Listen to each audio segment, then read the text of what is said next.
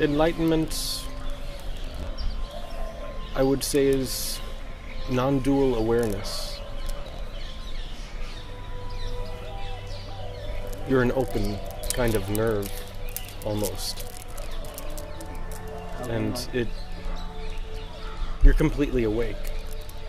And with that awareness and that awakeness, you don't recognize a self or an other. There's only the union of the two. Enlightenment is something that beyond everything, beyond everything. It's called nirvana. Nirvana.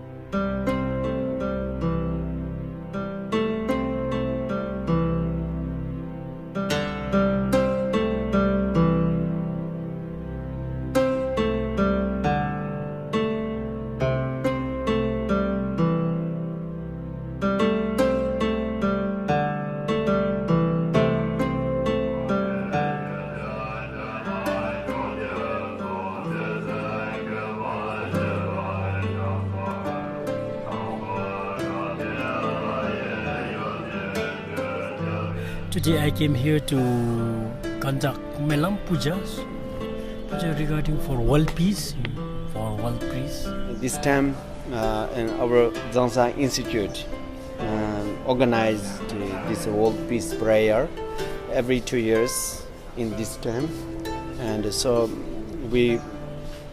this time we are doing this prayer for 10 days.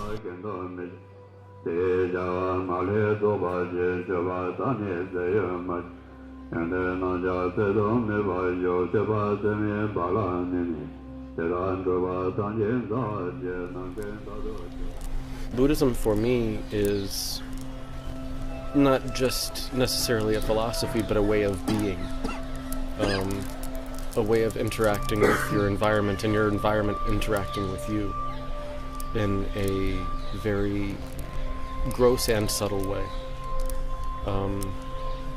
but also for it not to just kind of float by. There should be, moments of realization through whether you're sitting in bodh gaya or you're sitting in your living room and watching TV every once in a while, having an epiphany or something like this. But as long as you are kind of moving in a forward direction on a path, I think that's kind of the more important situation. Someone who has recognized the nature of mind and has established himself in this nature of mind has achieved enlightenment according to Buddha's teaching. So there is different practice according to school, different method, and different tools, you can say, no? Hindu have certain tools, Christian tools, Muslim tools, it's just tools. And enlightenment is the goal. You know that in Buddhism, Buddha is the hero. I can say hero. We Buddhists consider Buddha is a man of Buddhism. So he got enlightened from here in this place, and this is the one of the most important place for Buddhists. Like the Muslims want to go to Mecca, I think the Buddhists want to go to Bodh Gaya, and like maybe the Christians or the Jews want to go to Jerusalem, something like that.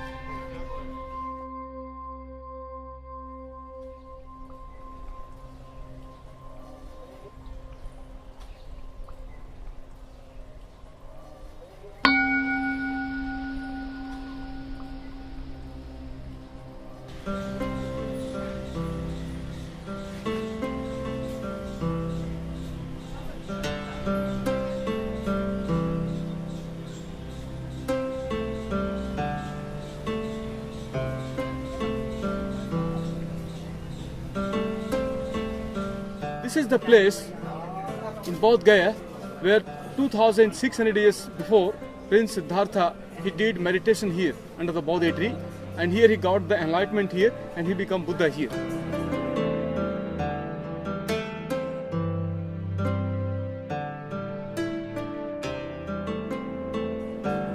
but he was born in Nepal in the Lumbini forest, and his father, King Suddhodana Maharaj, he was the king of Kapilavastu. The Buddha, being an ordinary individual, saw a problem with the world in his adolescence. Before that, he was kind of very sheltered, didn't know about any of the types of suffering until he went outside for the first time and experienced it.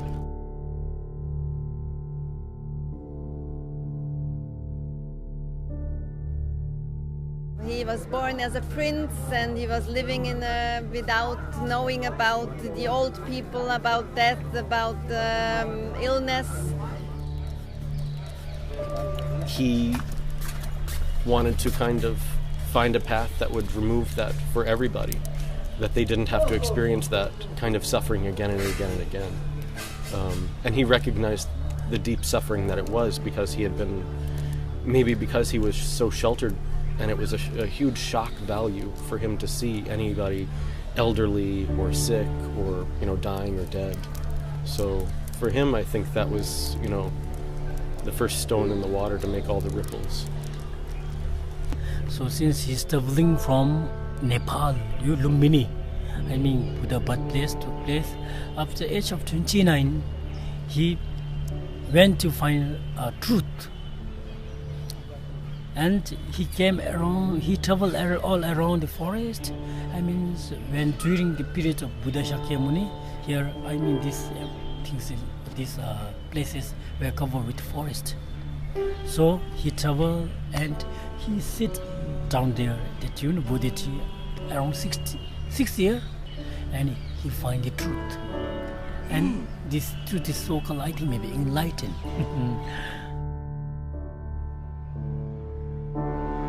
भगवान बुद्ध जब अपना कपिल वस्तु से जब चले थे तो अर्धरात्रि में चले थे।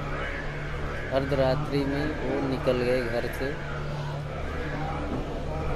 भ्रमण करते करते गया आ गए।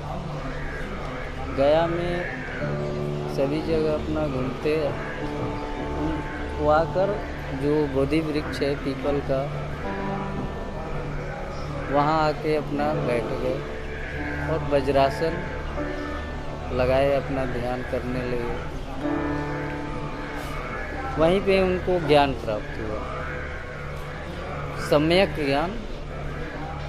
सम्यक ज्ञान का अर्थ होता है जो सभी के लिए, सभी मानव के, सभी प्राणियों के लिए।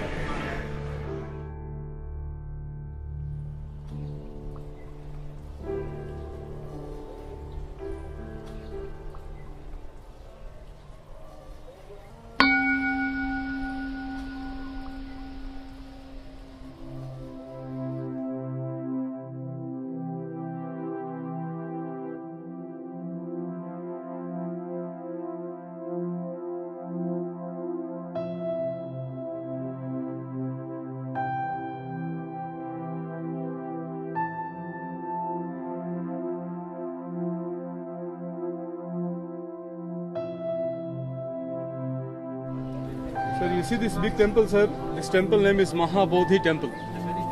And total height of this temple, 180 feet and 52 meters. This temple, 30 feet, made by King Ashoka in 300 BC, 2300 years before. सम्राट अशोक भी राजा बनने के लिए अपने 100 भाइयों को कत्लेआम कर दिए थे, ये आपको मालूम होगा। तब सारे उनकी अर्धांगिनी श्वेत वस्त्र धारण करके और चल ली युद्ध करने के लिए, गौ माता को साथ में आगे करके। तब उन्होंने विवश होकर त्याग दिया सारा राजपाट और बौद्ध धर्म को अपना लिया। इसके बाद भगवान बुद्ध जी को उन्होंने गुरु मान लिया और सारे देशों में बौद्ध धर्म का प्रचार का बीड़ा उठा लिया सम्राट अशोक ने।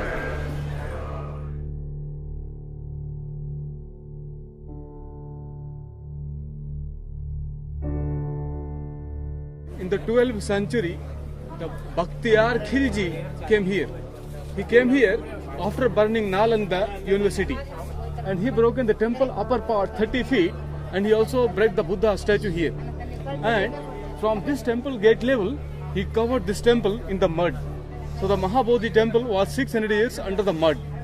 After that, in 1876, Alexander Cunningham came here. Lord Cunningham, the British archaeologist, he excavated this place and he repaired the Mahabodhi temple in 1883. Destroy many times for just not really political reason. It's for just a narrow-minded reason. But this place is everything for Buddhism. Om Mani Padme Hum. Om Mani Padme Hum. Om Mani Padme Hum. Om Mani Padme Hum. Om Mani Padme Hum. Om Mani Padme Hum. Om Mani Padme Hum. Om Mani Padme Hum. Actually, my favorite place in the world, in this life, is the Bodh Gaya. I like most everything in the Bodh Gaya, like Mahabodhi, the magical statue, Buddha statue is incomparable statue. No one you can find like this Buddha statue in this world. It's magical.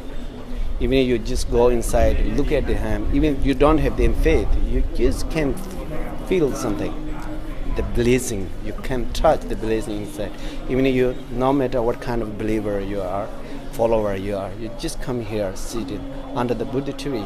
The atmosphere is very different. Even if you don't do or don't chant anything, just sit under the Buddha tree. You don't want to go outside of this temple. Like that kind of feeling, almost spiritual, you will get here.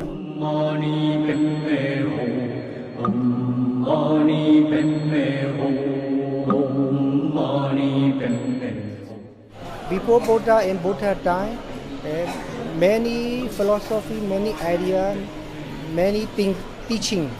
But the Buddha teaches how to the complete happiness. So he shows many ways. Monks life is a real monk life is very difficult. If you want to become monk, you practicing many steps. He practiced quite hardly. He had to practice a lot. It was, even for himself, it has been a quite hard path and long path, even if he was already an exceptional being.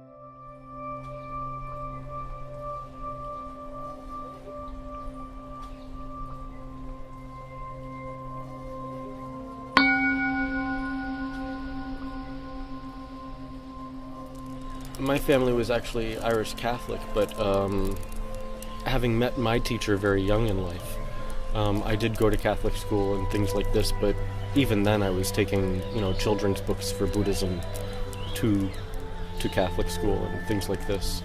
So even from then on, it was quite well known that I was probably going to be a Buddhist rather than a Catholic. Actually coming into contact with it on like a PBS special or a public television channel in the US, where they had a series on the Buddha, and that kind of inspired me to want to go to the library and read some of the books that they had in the children's section and eventually go into the adult section. as time went on. But even at 16, I wanted to be a monk, and kind of had to make a promise to my mom that I would live a layperson's life first. And for the most part, I think it was better for it, because you get a job, you experience that kind of suffering, you fall in love, you get your heart broken, and things like this. I mean, reading in books and the most you can do is live vicariously through that character's feelings. You'll never be able to empathize unless you actually experience it yourself. You know that actually in our country most of the people follow Buddhism since it's from our parents. So I can say that I became a Buddhist because of my parents. Once upon a time I was Buddhist, but lately I'm learning Buddhist philosophy, and lately I become a truly Buddhist now. Buddhism mean everything for me. So actually, Buddhist already kind of part of our life, part of our goal, part of Buddhism already my path, my aim, but basically everything for me. Buddhism changed my lifestyle a lot. So before, I'm one of the most egoist person. Ego, jealousy, some kind of greedy also. So by learning such things, it can change my world, I say. Monk life is very good, I can say. Why monk life is very good means that each and every person, each and every human being needs happiness. So yes, in monks we don't have any tension about our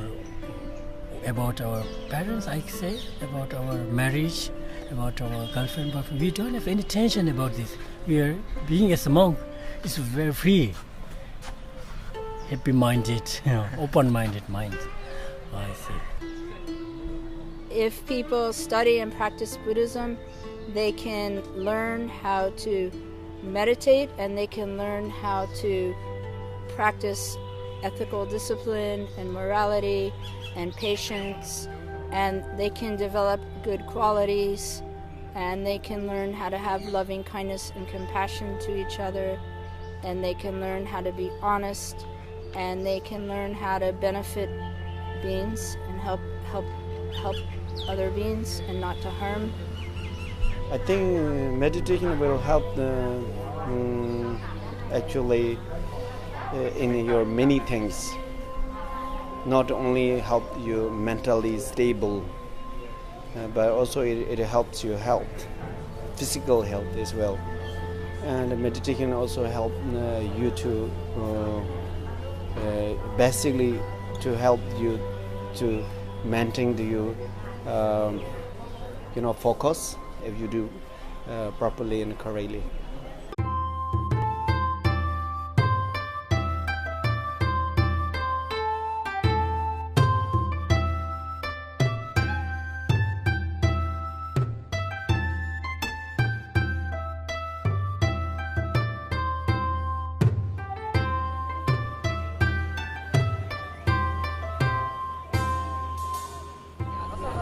अभी तो कम से कम 3-4 हज़ार आदमी आ ही जाता है एक दिन में।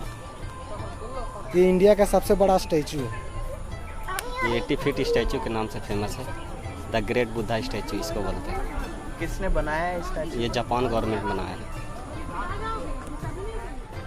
18 नवंबर 1989 में this opening am Dalai Lama. ये यहाँ स्टैचू इसलिए बनाया गया हुआ है कि बौद्ध भगवान 80 वर्ष तक जिए थे, इसलिए इसका प्रतिमा 80 फीट का बनाया गया हुआ है। इंटरनेशनल पैलेस है, ये वर्ल्ड हेरिटेज में नाम आता है इनका, इसलिए शांति के प्रति बनाया गया हुआ है। इसलिए It's like any pilgrimage place, any tirtha, you call this Indian, no? In any tirtha you feel that thousand, million of people have come here. So it's grown with a lot of energy, no? And the merit of people, the practice of people, so it pushes you, to do your best. So it's very inspiring.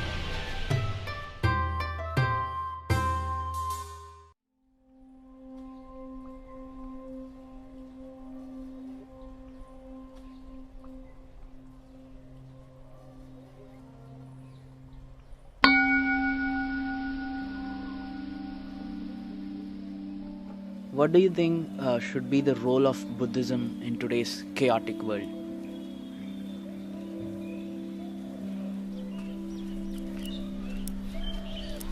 Maybe a bit of a lighthouse. It doesn't necessarily have any direct interaction, it just casts a light on the world that everybody sees. Not necessarily to see it in the way that they do it, but to remove any kind of ignorance with the world that surrounds them.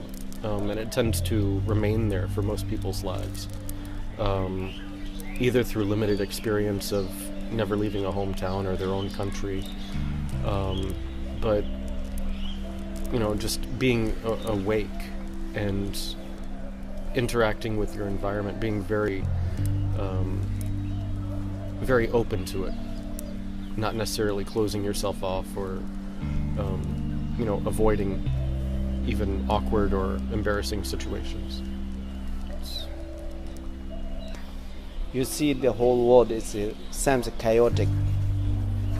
World leaders, politicians, and important figures, they need to learn the Buddhism, which talking about care more others, understand more others, put your foot in others' shoes to understand others, not only one nation or the whole world. So then the Buddhist message, which said the main solution is insightful and compassion and loving kindness. I think this is that will help the poor, not only one particular place or one particular religions. It will help the whole, the whole world. In the Buddhism have many different traditions.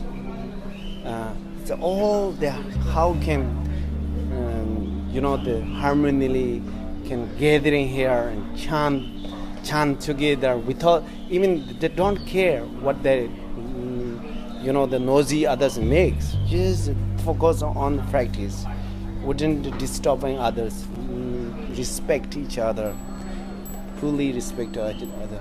So this is the example whole world can live like together. It can take as a model in Bodh Gaya. The Bodh Gaya is the most or the holiest place in the world according to Buddhism, because Gautam Buddha just enlightened under this Bodhi tree behind this pagoda. So it's where he fully enlightened it. We believe this Buddha, not only this present Buddha, but the thousands of Buddhas will be enlightened at this place. And even in the Buddhism, believe that in the end of the world, but Bodh Gaya will remind it. So that's why we call the Vajra seat. So it's an indestructible place. Buddha ने ये नहीं कहा कि मेरा बौद्ध धर्म अपनाओ, चाहे कोई भी भगवान जिनकी दर्जा भगवान का मिला है, ये नहीं भगवान बोलते हैं कि आप मेरे धर्म को अपनाओ। मैं जो बताया हूँ या जो मैंने कर्म जैसा किया हूँ, उस कर्म के पथ पर चलो। हर धर्म का निचोड़ यही है, किसी भी धर्म हो, कोई भी धर्म हो, सभी जीवों पर, चाहे वो वृक्ष ही क्यों नहीं हो, दया करना।